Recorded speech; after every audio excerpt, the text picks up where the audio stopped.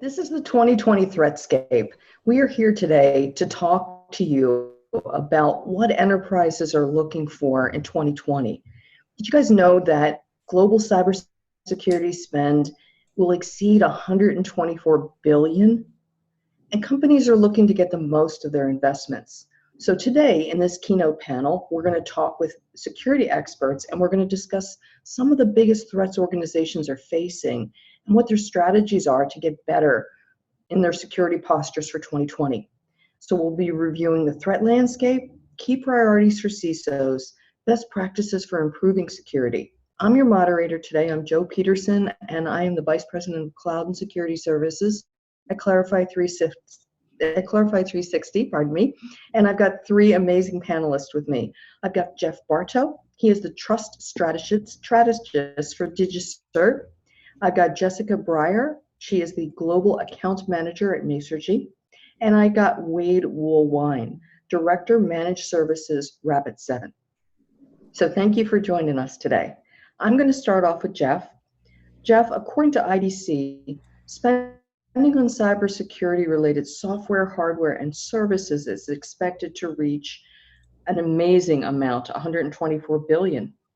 It was 103.1 billion in 2019, a little perspective, and that's a 9.4% increase over even 2018, so it's going up.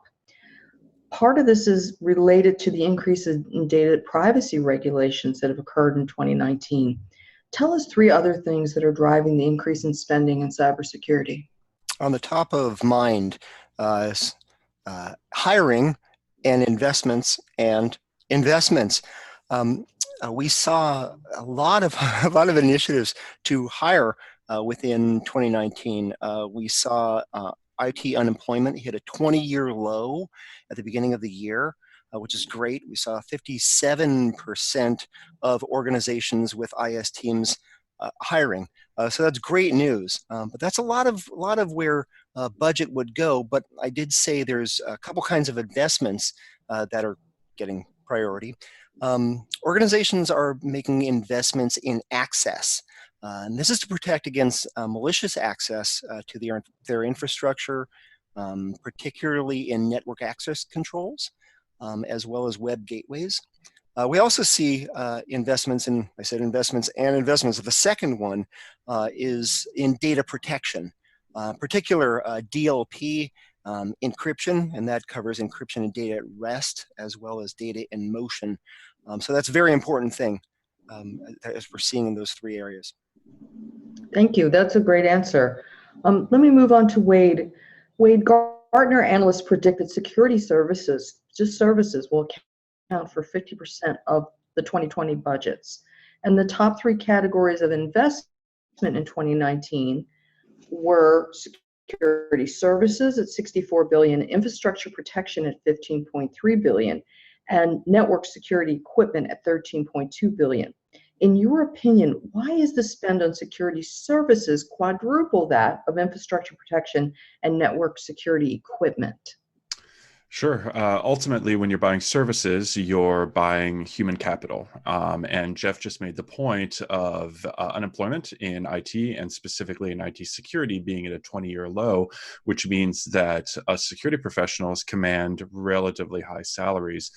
As such, organizations and companies that sell security services need to be able to account for those paychecks. Further, organizations and CISOs in particular are realizing that there really are no silver bullets when it comes to technology. As a matter of fact, buying a piece of technology ends up meaning that you just have to go spend money on people afterwards in order to maintain that technology and to get the most out of it. So buying security services or buying managed services means that you usually get that product and the expertise in a bundled package. That makes sense. That makes sense why that number would be so much higher. And just both Jeff and Wade chatted about the fact that, talent is integral to the cybersecurity talent. The crunch itself will create 3.5 million jobs globally by 2021. In your opinion, is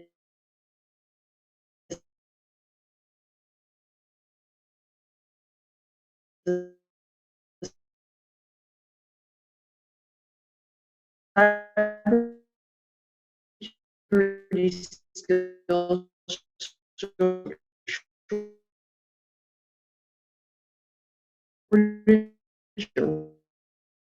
think what you're asking is if, you know, the security shortage will create a We're seeing surge. such a, yeah, definitely. Yeah. So, yeah, I mean, yes, 100% yes. You know, this crunch is a major catalyst for needing these security solutions. And think about it, right? Data keeps growing at a rapid rate. As more and more data keeps coming into the environment and more data keeps getting moved to the cloud, it makes it much more difficult to monitor the traffic over the environment. Think about it, right? More data means the need for more people to actually manage this data. And, you know, to Jeff and Wade's point, I mean, you need the talent, right? So although security growth has spiked 3x in the last 5 years, we still don't have the talent available. And companies need to ask themselves, if a security engineer is available, why? You know, it's a huge undertaking for businesses. You know, research shows that businesses need about a staff of 6 to 10 engineers to fully give, you know, that 24/7 support, you know, plus vacation coverage, right? Because we all deserve a break every once in a while. But companies can't fill these positions. It's a huge ask to find, you know, 6 or so engineers. So, you know, to Wade's point before about the salary, right, you need to pay to keep that. And, you know, an average entry-level engineer costs about $90K a year in the security space. And you get to the higher tenured, you're looking at $130K. That's, you know, the Amazons, the Googles of the world, right? So quick math, what's $700K to fully staff an environment? It blows my mind that an organization wouldn't think, okay, maybe I'll spend $100K on a solution that's fully managed with a team versus, you know, this crazy expense of hiring a whole team of people. So now let's say you are one of the organizations out there in the world that does have the team, right? Now it is your job to keep them happy because, you know, the average tenure for a tier 1 engineer is a year, right? You invest all this time and money into them and then they leave. And then, okay, now you're struggling with trying to find another engineer, but statistically, according to last year, 56% of businesses, it took them 6 months to find the person that they lost after, you know, the last year. So why are engineers leaving? Why do we have this big gap? And I think a lot of it is, you know, they are highly sought out. So, you know, they'll leave for a few $1,000s a year, but also more importantly, a lot of engineers, since there is so much negative employment rate with them, is they're suffering alert fatigue. You know, they're getting thousands and thousands of alerts a day and they can't keep up with it and they're incredibly unhappy, at least the engineers that we hire and we talk to. And so they keep getting desensitized by these risks and they keep snoozing them, right? Kind of like the calendar invite every morning, your to-do list that you like push and push and push, and now it's Friday and you're like, I'll do it next week. And so they're missing big breaches and alarms because they don't have the time. They don't have the time to look at it. I mean, case in point, look at Yahoo. They were getting hacked for years before they had the team to look at it. So I think that totally makes that sense. is causing, you know, the need for companies to realize they have to outsource it. Yeah, but I mean, we're seeing bigger budgets, so that's really important. Yes. So that's great. Yes. Jeff, you know, CISOs all believe that bigger cybersecurity budgets are tools, and they're tools to address not only security risks, but business needs and industry change. Can you comment on that thinking? Absolutely. So a bigger budget is, we've talked about it in several different ways. A bigger budget is definitely a tool. It's not the sole solution. Spending that money wisely on implementation and certain investments. I covered 2 previously. Stepping back though, we do every month on the Bright Talk Network, we do a monthly threat briefing, trends, keeping what's going on out there. I remember a survey being done through LinkedIn on IT and IS professionals. 150 were surveyed about how they would invest given just $10,000 US. It was an interesting question, what they prioritized, and they came up with 3 things. Number 1, no surprise, fellow panelists have also said, hire. Don't do it yourself. Don't do with the existing staff you have. You're gonna need more hands, and if you need so, go hire specialists from outside. Wade referenced this to some degree. But second, I thought this was very wise, invest in security in proportion to your organization's level of acceptable risk and also the likelihood of you being attacked. So definitely from, looking from the outside and what the threat level might be to you from a security standpoint, and then prioritize those risks. And if you operate on those three things, you're pretty much, you're investing in the right place. People, risk, and proportion, and then likelihood, so you could prioritize on those things. Now, this is a conversation that is at the executive level, it's at the C level. So it's important also for executives to work cross-functionally with their peers. This isn't just an IT and IS thing. You want to make sure as a security and a technology professional, you're working with your peers in marketing and in risk and compliance also. The CCPR coming in, or CCPA coming in California, GDPR as we've seen it, creates such interest across the organization in legal and in marketing and what's data got to do. Working cross-functionally is also going to stretch your dollar because I might be able to find some funds elsewhere in other people's pockets. That's a great answer. And, you're talking about strategies that need to happen not only within the security department themselves, but organizationally. Right? And so Wade, let's assume that, you've got a good strategy in place and you're thinking about your priorities for 2020. In 2019, we saw, according to Forbes, CISO priorities were developing cross-platform visibility into security event analytics, aligning security operations via IT automation and orchestration, and addressing insider risks with user behavioral analytics, UBA. Are we going to see those things continue in 2020? And, if not, what else will we see? The bad thing about those kinds of lists is that one size does not fit all when it comes to security organizations. There are security teams that are very mature, there are security teams that are very immature. So I would argue that those three priorities from Forbes are for the more mature security organization. I mean, if the security program can't even detect people that aren't supposed to be there, how are they going to detect people that are supposed to be there but that are accessing the wrong data? So it's really a matter of understanding your organization, to Jeff's point, understanding your risk, understanding the potential threat, and right-sizing your security program based on that. The thing that I love to tell CISOs is the most important thing for you is organizational intelligence, not threat intelligence, organizational intelligence, understanding the priorities of the business and how security helps accomplish those priorities. Because at the end of the day, if you're looking for a big budget and you're going to people who don't understand security, aligning your priorities with accomplishing their goals is a sure way of getting that check. So it's a bit of a game, and sometimes I feel a little bit dirty suggesting it, but you got to use the opportunities that you get, right? For years, we all used the, oh my God, we just got breached, give us a bigger budget excuse. Those it's a little bit harder to do that these days. The scare tactics aren't working quite as well as they used to. So being a little bit smarter with how we align security best practices with business goals is really the way to get things moving forward.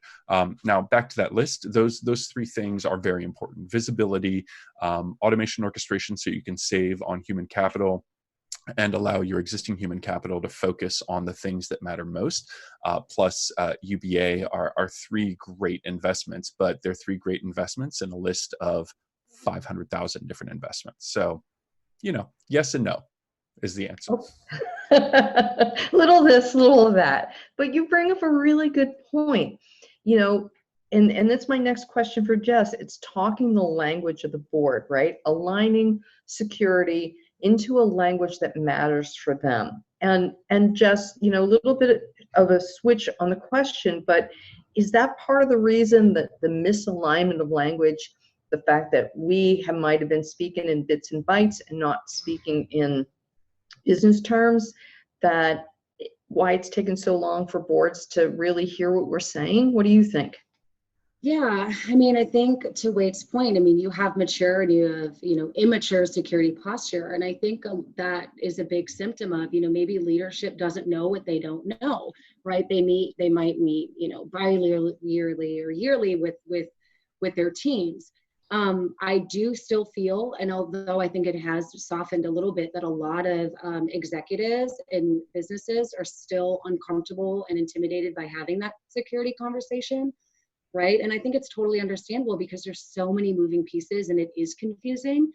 Jeff mentioned earlier the risk and compliant teams, right? We find a lot of these teams are the ones kind of, spearheading the security posture within an organization. But we also find that these business units are not actually communicating with the security team. Right? So they think just because we're compliant, we're actually secure, and it's actually false. For example, to be compliant, you need a SIM solution. Okay, you check a few boxes, you're compliant, right? Well, in theory, who's actually checking that SIM log, right? We find that a lot of organizations don't check that. It's kind of, my engineer calls it the junk drawer in the kitchen, right? You just keep putting stuff in it, putting stuff in it, putting stuff in it, Wade laughs, but then you never check it, right? So I think that organizations are seeing the benefit of it. But, I also do think that some organizations maybe are a little ignorant to the fact that maybe their security solution is not up to par, and they may think that it is. But, I do think it's getting better. I also do think there is some reluctance. Some of these businesses may speak with their board and they may say, you're a small organization, you're not a target, why would anybody want us? We're small. I hear this all the time. And it's really upsetting because these small businesses are actually the ones that are more prone to get attacked because they don't have the resources and the tools to protect themselves. Jeff is shaking his head. I try to tell these businesses and these executives that you may not think that you need a security solution, or you may think one security guy or gal is enough.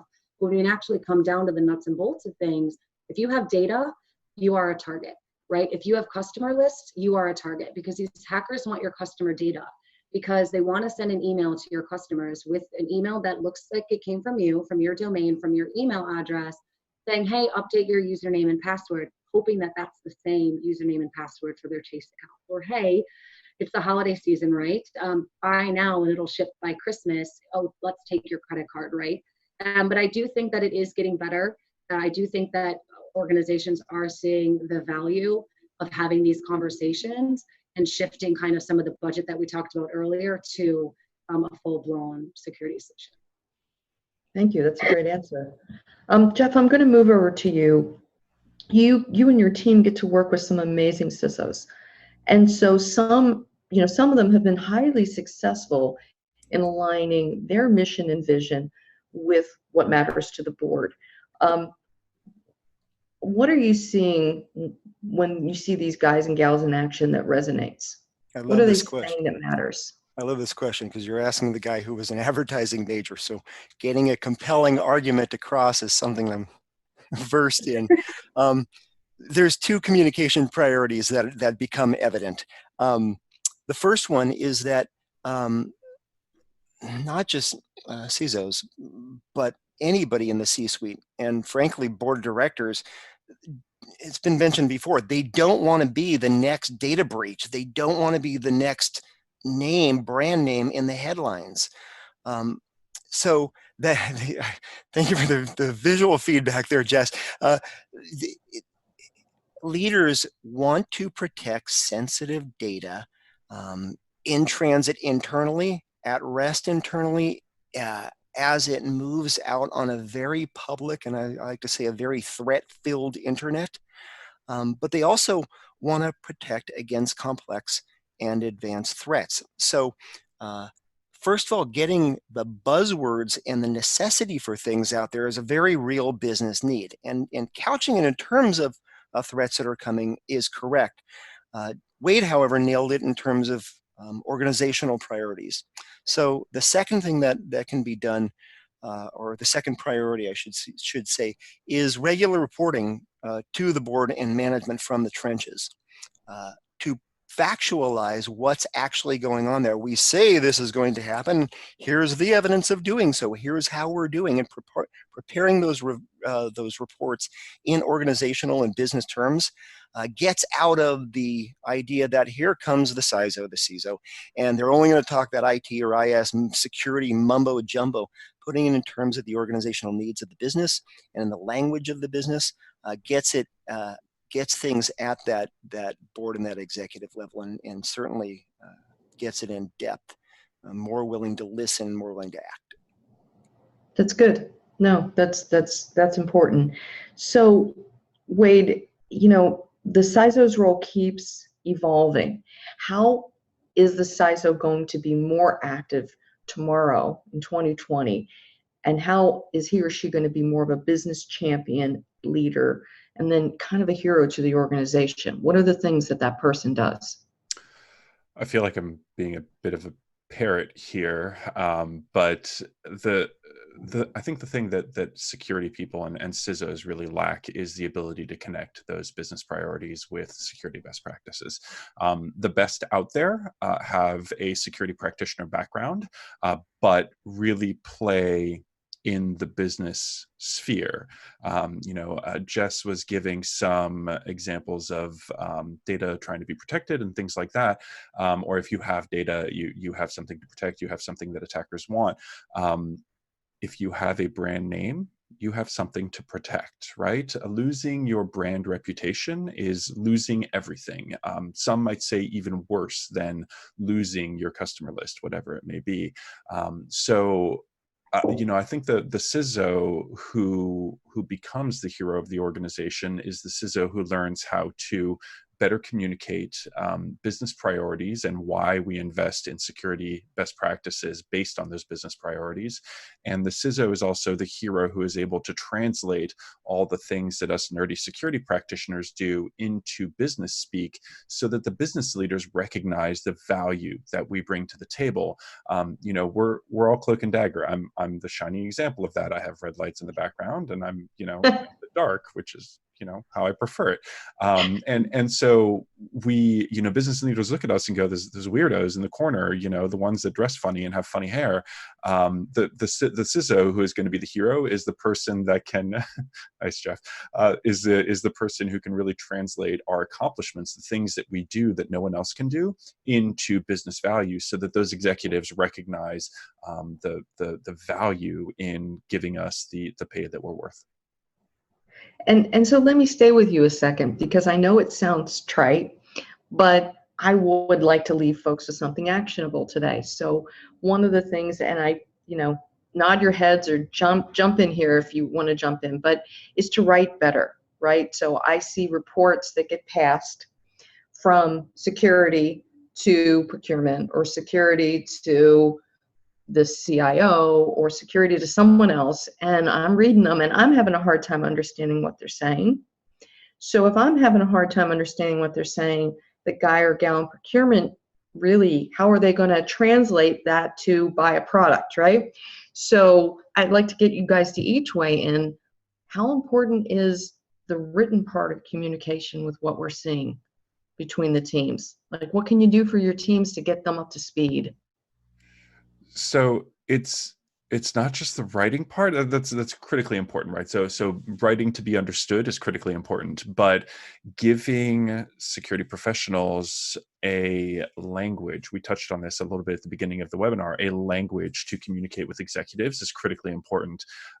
We're doing a lot of work with the MITRE organization around the attack framework, which is a really great way of translating, the nitty-gritty technical into techniques and tactics that executives can understand. And so once we all start speaking the same language, then getting the investment and getting the writing is possible. That's good. Jeff, I'd like you to weigh in here. How important is the communication piece, and what can a CISO do to help his team get up to speed?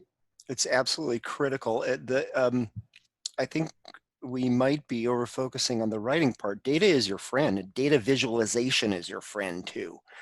So showing becoming skilled at and showing the data, the real tangible data of a point to be made.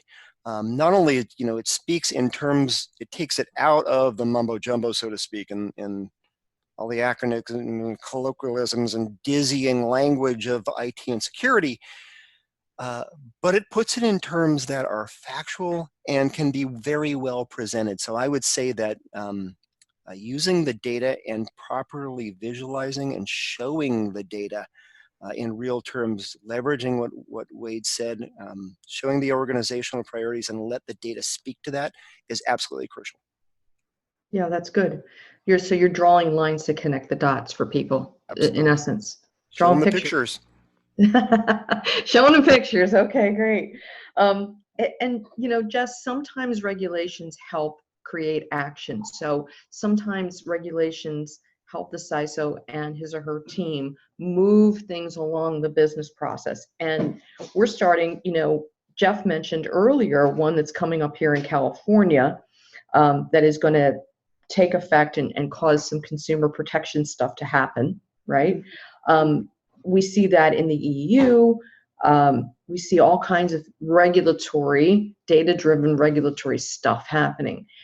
How will the regulatory landscape continue to affect corporate policy next year?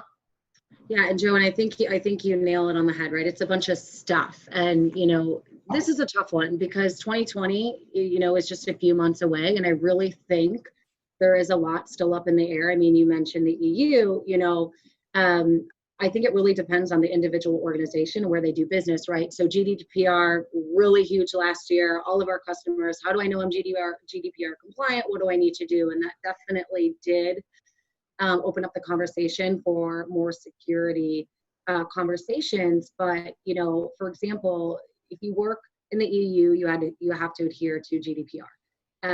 Both EU and non-EU nations have to adhere to the legislation for GDPR. So it's confusing. And if they don't adhere to those regulations, it's up to, about 4% of a business's annual income. So, there's a pretty penny to pay.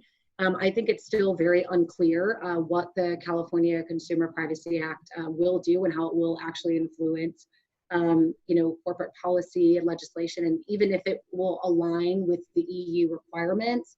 I do fear that it will put a strain on a lot of businesses to maybe, give some false sense of security. I think it will make a lot of businesses more susceptible to lawsuits and make them easy targets. So, I think it's still up in the air. I really do hope that they have a team of security folks giving them best practices, right? I know that they have historically dealt with, the risk and compliance teams, as I mentioned earlier. It really doesn't make a company secure. It might make the end user secure, which ultimately you want to do. And from the research that I've done, I think this might be a political move for California as well. So I think this is a moving target. I don't think we have an answer yet. I do know that they have their best and brightest on this, and they are watching this on a daily basis. But I also know a lot of people that are fighting against this legislation as well. So my long-winded answer is stay tuned. The jury's still out. I don't know what to expect, but I expect we have an answer in maybe Q2 next year. Yeah, maybe. Wade, I think you might have a thought on this. What do you want to share? Oh Lord.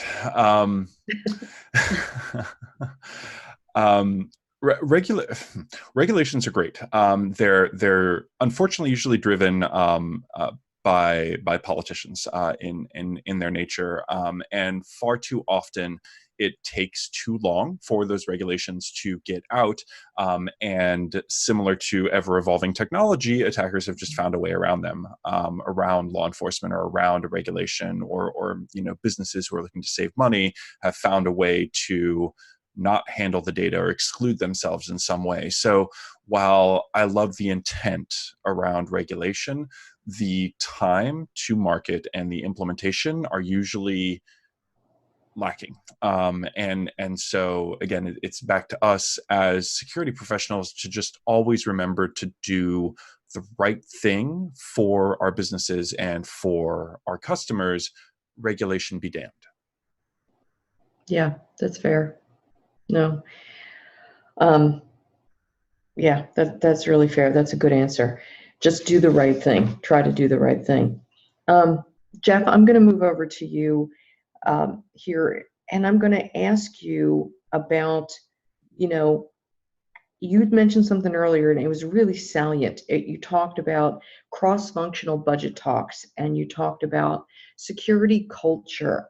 Can you share an approach or two that CISOs who are performing at their peak that you're working with are using, how they're approaching cross-functional budgets? I guess that's the Absolutely. question.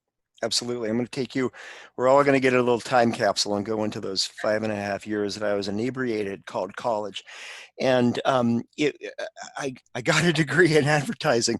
And one of the things they taught us was, is actually applicable into this question. There is a big gap between, as the terminology here is, awareness and culture. They're both key, but getting from awareness to culture is not so easy of a thing. And the thing I'd like to reference from back in those days was something that we were taught, an acronym. It's evolved here and there, but it's AIRDA: awareness, interest, rationalization, decision, then action. And awareness, we've already talked about as a term, but action is where that's, culture taking place is action, especially in a security culture. And you can't just skip from one to the other. And I think the big thing to pay attention here is that rationalization step. To put things in terms that employees, or as I mentioned earlier, boards and ELTs can really understand. Jessica, I'm going to borrow some topic that you brought up. In the EU, the idea that as consumers, the data, the identity belongs to that person. It doesn't belong to the organization. And it belongs to the person that holds it, the person that is. So you have a right to be forgotten. And there's some terminology there, but there's a different perspective there that we all understand as people. So the ability to rationalize then a security posture to build awareness starts with that rationalization. In the U.S., we mentioned CCPA. Identity theft is a common fear, and it's commonly understood. So that's a good basis there. On one side of breach is our organizations who've lost the data, lost control of the data, but the other side is obviously consumers. So those are very easy dots to connect. You leverage the awareness, it creates that rationalization, but then it moves towards that action and building of the culture. I think that data compliance and data protection is something that could be very well understood and also be compelling cross-functionally. So everybody rows the boat. Absolutely so. That's what I'm hearing you saying. And I got to get that acronym from you after we're done. That was good. That was good. Wade, you'd said it earlier, and it's true. Budgeting for cybersecurity isn't simple, and every organization is a little bit different. But because you're a practitioner, you've seen what works and doesn't work. So you're a CISO walking into a role, and you've got to figure out the top 3 things you want to focus on. Tell us what they are. So visibility is going to be number one. Without visibility, you can't do anything in the security realm, right? Unless you have the data in the kitchen junk drawer, as just mentioned, you can't do anything, right? So getting that data into the junk drawer, priority number one.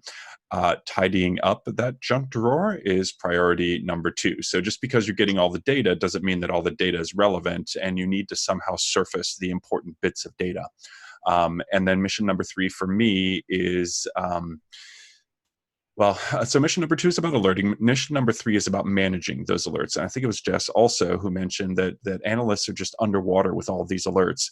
That is true, because I think as a product industry, we have failed our end users to no end. So much so that now most organizations are going, oh, we're going to give you less alerts. Less alerts isn't the answer. Less alerts means less visibility. More meaningful alerts is exactly what I'm looking for. I've investigated thousands of breaches, and I'm not exaggerating. I'm old. You can see the gray hair.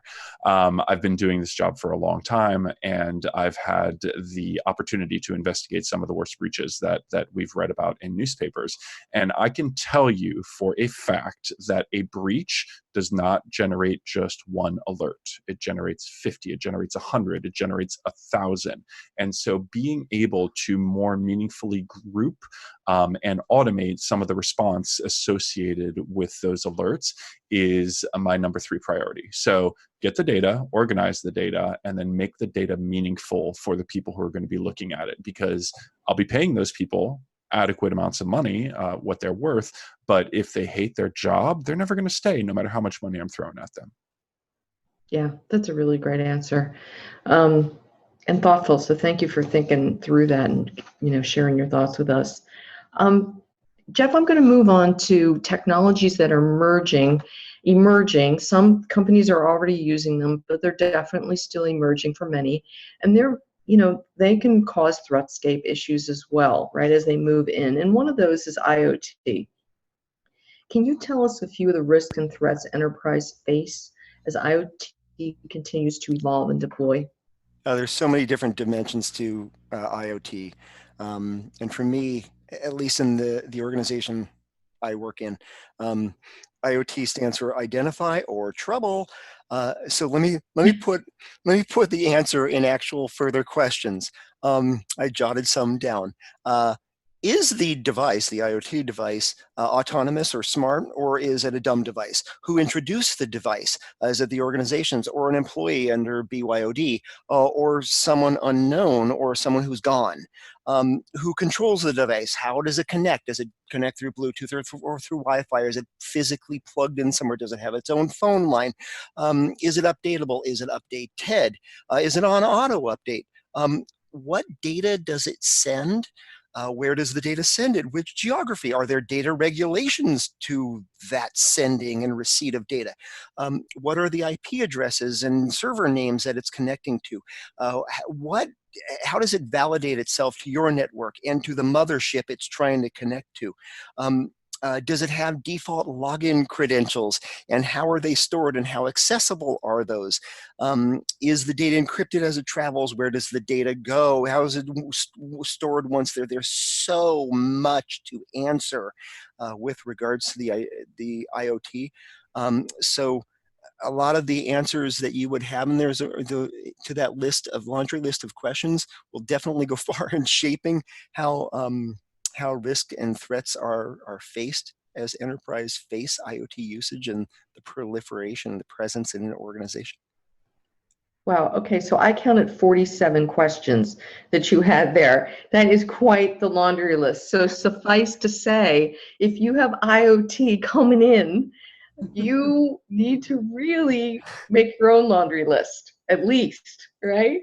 There's Think so about much what's dimension going on. to it. Absolutely so. Yeah. So, and so another emergent technology, Jess, is 5G, right? We're hearing about it. It's starting to happen.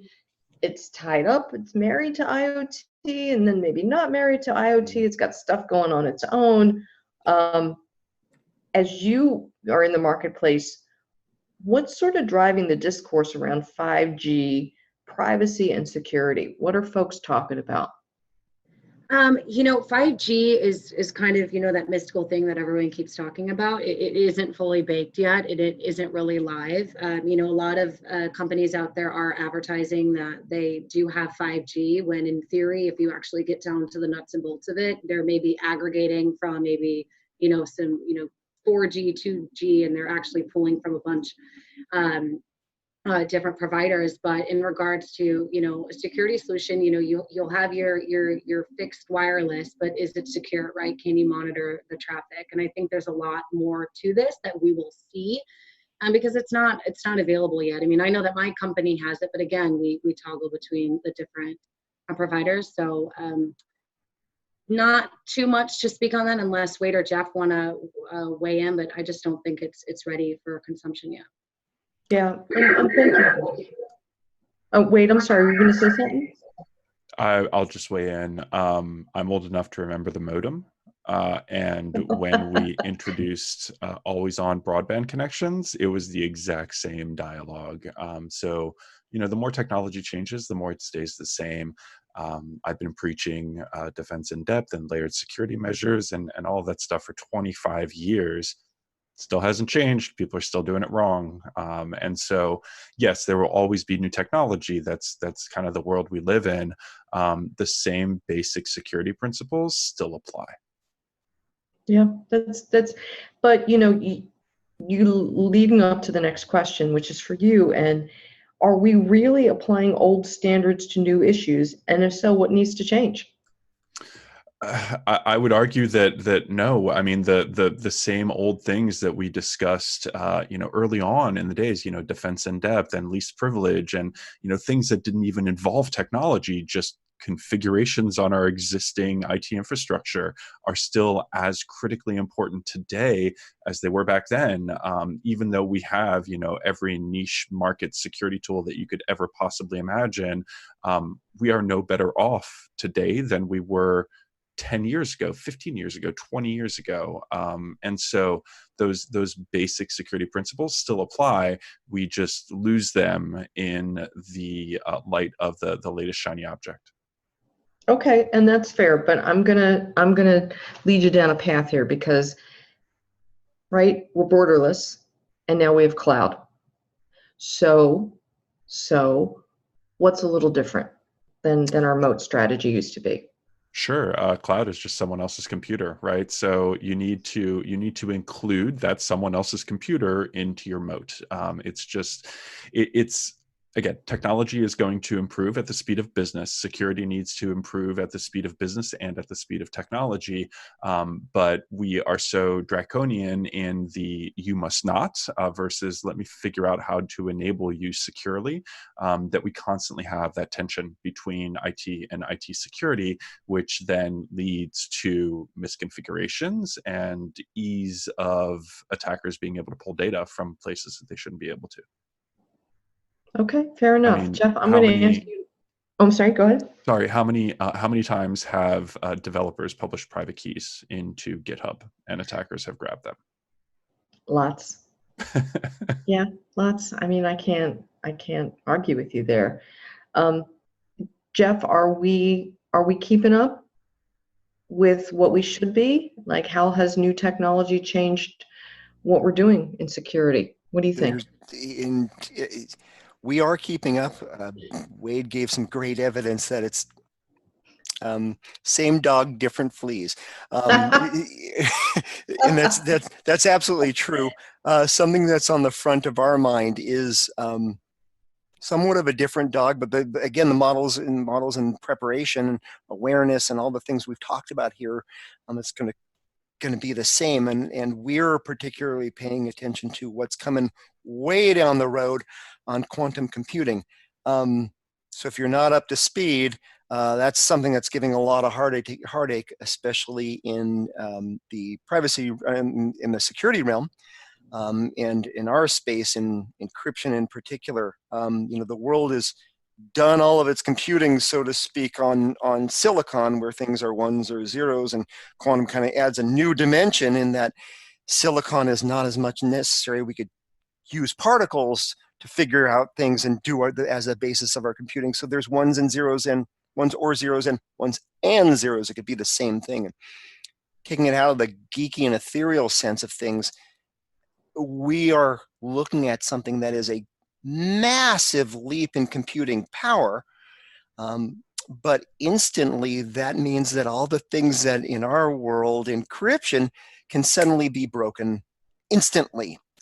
And there's a lot of heartache coming about that. What in the world can we do? Now there's new standards coming about. We've faced stuff like this before. We went back to the dogs and fleas analogy. If you're a security provider, your team, your resident geek isn't already looking at the effects of quantum, what might be out there, what are not just the opportunities and the whiz bang, but what the effects might be, you're too late. Chop, chop, everyone. New quantum resistant technologies are already being developed, so it's good to get your eyes on that, and if you can go and test them, We have a post-quantum cryptography toolkit that's available from DigiCert. You're welcome to come and test. We see that out there. It's in partnership with Microsoft and Utamaco, and we'd love to have you test that. But I see that as one of the biggest thing that's coming, as it might also help 5G evolve too. That's something that's definitely on our mind. So that's good. So thank you. And let me stay with you for a minute. You know, you mentioned something that IT can do to prepare. They can read about it. They can go get your toolkit. What are a couple of other things they can do to prepare with quantum, Jeff? Stay up with how quickly things are evolving.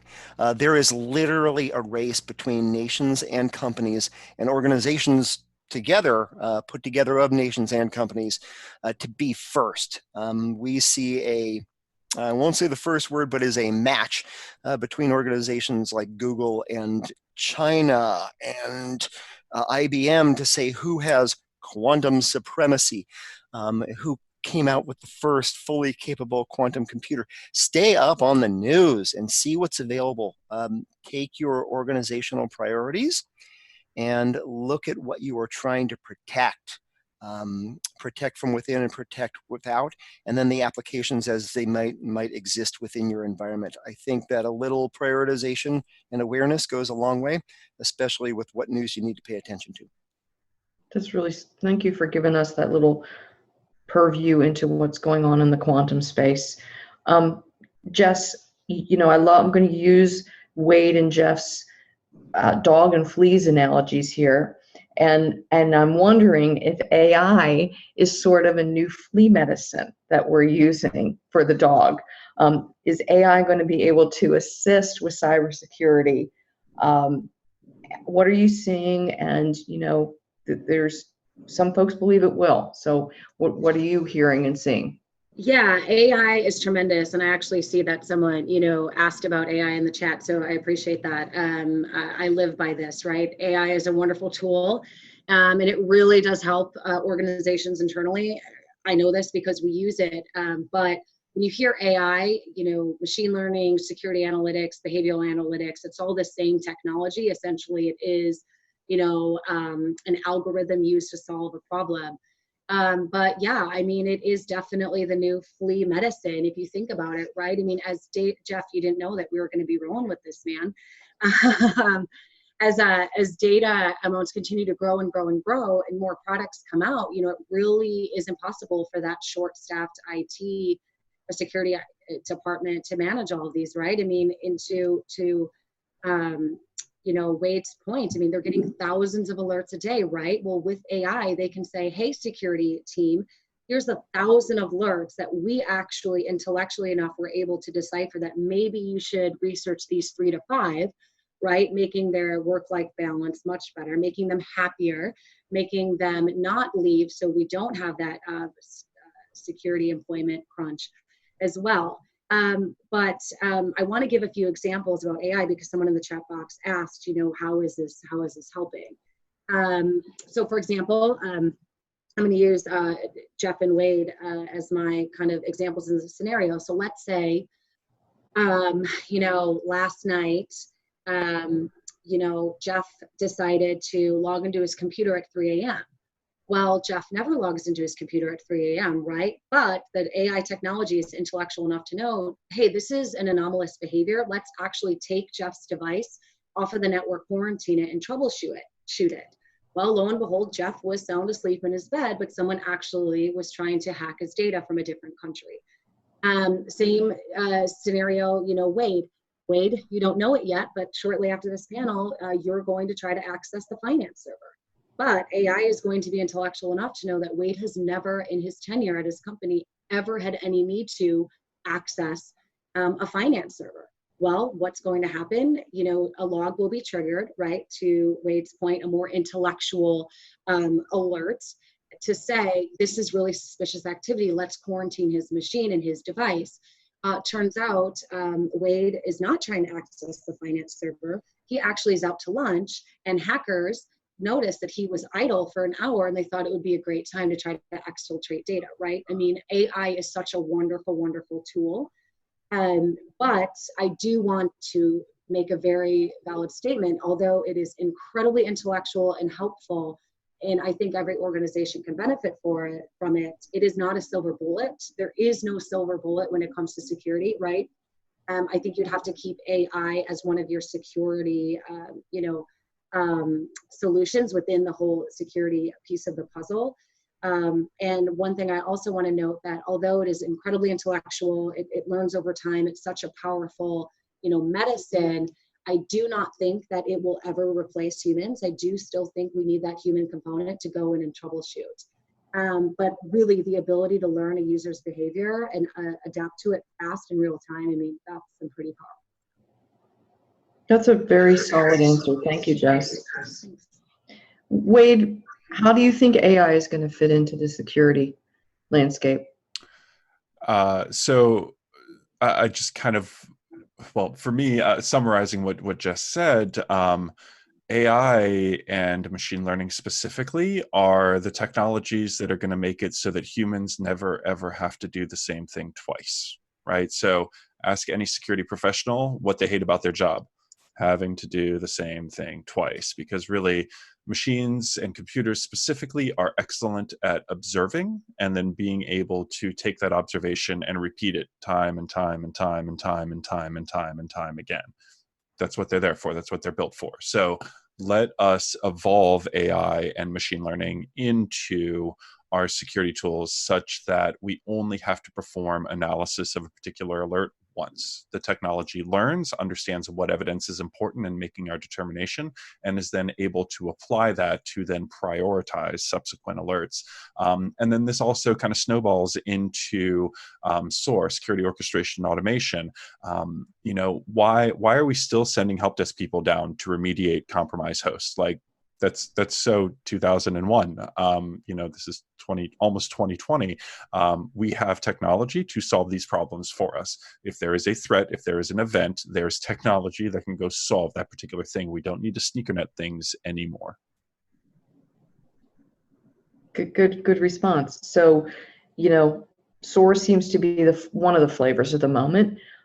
You see that continuing into 2020? Do you think more organizations will buy tools that speak to orchestration, automation, and response? 100%. 100%. There is so much low-hanging fruit, repetitive work that individuals are doing today that a source solution right out of the box can go solve for. The great opportunity for uncovering budget is going to be in reducing the amount of repetitive work that humans are doing today, and SOAR platforms are the answer. Thank you. I'm going to pose a last question to each one of you. Jeff, you first. What is the greatest opportunity for organizations, be they private or public, who take a more intentional, proactive security and protection posture? My last job in college and my first job out of college was in tech support. So I'm going to answer from there. Never forget who pays the bills. It's users, it's consumers who, like we are, all of us, once we put down our badges and log off. So even in a business-to-business context, an organization is filled with users. So focus on them, their identity, what they're doing, protecting the trust that they have in you, protecting their security. Do all that you can to express your ability as an organization to be trusted and to hold true in your brand promise. We're getting way outside the boundaries of security here, but it's so important to tell your security story and tell your trust story. Offer that proof because the users who pay the bills will reward you and will reward your organization and your career, frankly. The customers will prefer you, your investors will prefer you. Always start with the users. That's really good. Start with the users. Start with the folks that pay the bill. Jess, what would you say? I would think the greatest opportunity for an organization is, put very frankly, is the ability to stay in business, right? That might sound a little crazy, but it's true. I mean, the National Security Alliance says that 60% of those, SMBs that I mentioned earlier, once they're hacked, they'll go out of business in 6 months, right? And it's not just small companies as well. Look at, Home Depot and Target. I know those are severely overplayed, but the point I'm trying to make is you have these very financially stable companies that did not invest in a solution. They were getting alerts for months that they were experiencing a breach, right? But they didn't have the staff and the body or the technical solution to find those breaches. So think about it. Target happened 6 years ago. They're still paying for it, right? Companies do not have the financial wherewithal to survive this. I mean, what I don't think businesses realize is that tens of thousands of people across the globe go into an office, they check in, they sit at their desk. However, their job is solely to hack US companies. We don't realize what's going on out there, right? I would encourage everybody to read this book, Future Crimes by Mark Goodman. It is wild what is going on in the dark web. So, just to summarize, I think that every business owner can agree with me that, it's kind of their number one job to keep the lights on and keep the business running, and that a security solution should be number one. So bottom line, protect your assets, invest in security. It really is not a lot of money. Those businesses that are used to that capital expense and getting the depreciation may seem like a lot of money, but if you actually amortize it over the course of the contract, you're actually saving money. And, to Jeff's point, you're supporting your users and you're doing what's right for your business, your board members, your executives, your shareholders, and your customers. So do what you got to do not to be in the news. Thank you. Wade, what would you say? I would say don't go about this on your own. I don't care how great of a CISO you are, or how great of an executive you are, or how great of a business person you are. You do not understand what is going on out there in attacker land. Like, you just don't. Jess referred to that book. Look, I've seen some crazy stuff in my time, and so it is really critically important for CISOs and business leaders to partner with security people to prioritize the investments. You can't go based on what Forbes is saying. You can't go based on what CISO magazine is saying, because they have not been in your environment. They don't know the value of your reputation. They don't know what data you have. They don't know how educated or uneducated your users are. So partner, either bring in security services or security managed services to help you with the tactical, or bring in a seasoned enterprise security architect who is going to be able to help you devise a strategy if you want to go build it in-house. That's great advice. All of you shared great advice. Thank you for taking time to visit today. I hope everyone found this useful, and I enjoyed having a chance to hang out with all of you.